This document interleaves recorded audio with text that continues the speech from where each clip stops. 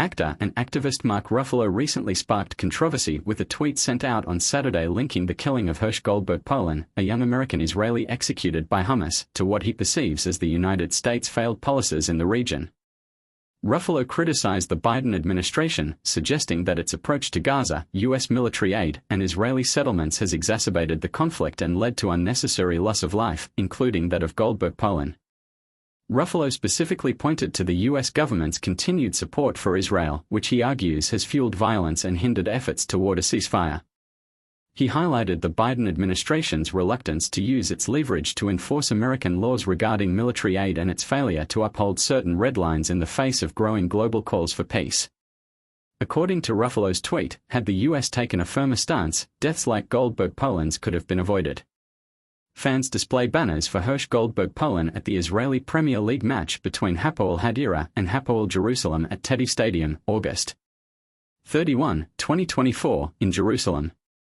In his tweet, Ruffalo also referenced Aysenur Eganagi, a young Turkish-American protester killed during a demonstration against Israeli settlements. He claimed that her death, like Goldberg-Polins, is symptomatic of a broader failure to address the root causes of the conflict. He emphasized that the U.S. must acknowledge its role in the crisis and work toward a more balanced approach, particularly concerning Israeli West Bank settlements. American citizen safety. Ruffalo's comments further criticized Secretary of State Antony Blinken, stating that his remarks following Goldberg-Polins' death did not adequately address the broader issue of American citizens' safety in the region. Ruffalo called for the U.S. government to take stronger actions to protect its citizens, regardless of the complex circumstances in Israel and Gaza. Neither Hersh Goldberg-Polins nor Aysenur Eganagi would be dead today it weren't the USA's failed policies concerning the continued siege on Gaza, Netanyahu, and the IDF's intransigence.